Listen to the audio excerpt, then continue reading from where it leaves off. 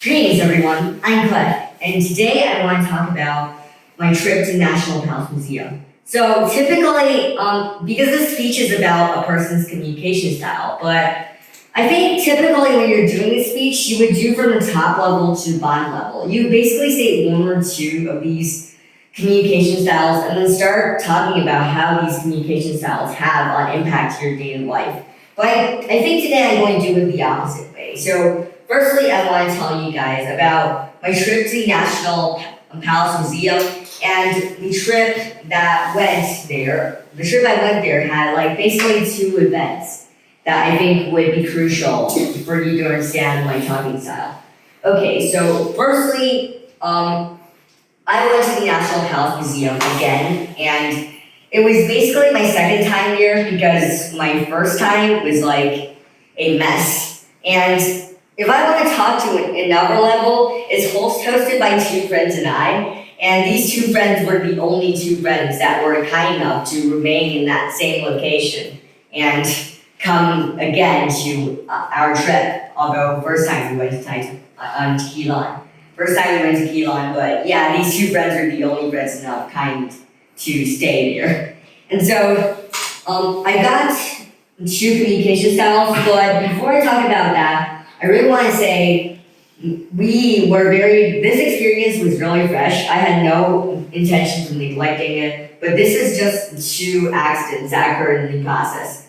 The first one was before the trip, we managed to rent a audio guide, and we decided to utilize the audio guide to listen to crucial information about the exhibits. However, the thing just basically got its negative impact. The reason it got its negative impact was because, well, you would see at one moment, if you had a camera facing me, you would see I would change from a slight tinge of smile, and then at one moment I would change to and then I would frown and take the entire thing off. I would take off the audio guide, including its audio jacks, and put it into my bag, and you'll never see me take it out again. The reason I did so was because, well, firstly, although there were a lot of overwhelming special exhibits, there were a lot of descriptions on the wall. And I think the descriptions on the wall was meant to be for foreigners so that they could walk through and then look at the descriptions on the wall. For a slight glance, they would be able to, 20 seconds, and then they would be able to, I got what this is about, and I would walk on to the next one.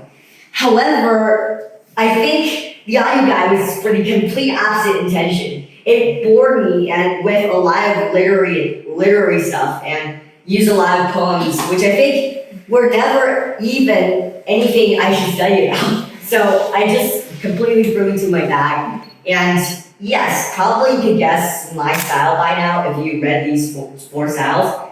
My style is a really direct style. I don't ever look at things that are over 2 minutes, and I can't withstand it if someone speaks over 2 minutes and then gets to the point. So that's my talking style, and I also talk in this way too, I think. And for my second thing, I was looking at a group of foreigners. If you know, the major treasures in the National Palace Museum was the Jade Cabbage and also the meat-shaped zone. But when we were almost wanting to take a photo with us with it, and you'll see I think that day I counted the groups of foreigners that went there. There were 10 groups, and then we were oh, okay, let's take a photo, and then we were holding that phone, and then we were deciding whether or not we should take a photo with it. And then, as soon as we decided, the group of foreigners were and then stood in front. And then they were talking about the entire thing, and they spent 10 minutes. And then after okay, let's do it. Should we do it? Okay. And then the next group came in. It was over and over again so much that at one point I began completely unable to withstand this thing. And at that point, when I was unable to withstand it, I went towards them and I talked to a group of foreigners who happened to be English talking. And I talked to them about this entire crisis, about us not being able to talk with our parents, I listed and enumerated a lot of these reasons in a very, I would say structural way. And if you know this, I talk with a lot of contentions. If I don't have contentions, I can't really speak. And so I spoke to them, and I think talking to strangers is the best way of seeing if this style is your most naive style, like your native style. And when I talk to these strangers, I think I really confirmed that this style is my style. I can't speak without contentions. Well, yeah, in the end, I think this is partially inherited from my father because, yes, my father talks in this way. He talks in a really, I can speak in this way. And I think it's direct.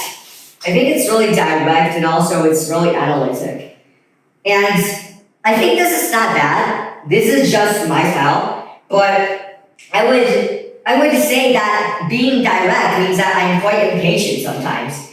And also being analytic means that I can't listen to people talking on a literary speech. So in the end, in some sense, I think that I'll try altering my style. I try altering my style towards the great spectrum. But I believe that communication is not mostly about you trying to alter your style. It's mostly about you trying to sympathize with the other person's style. And I think when you try to sympathize with the other person's style, you get an intention of what that other person may talk about. Thank you.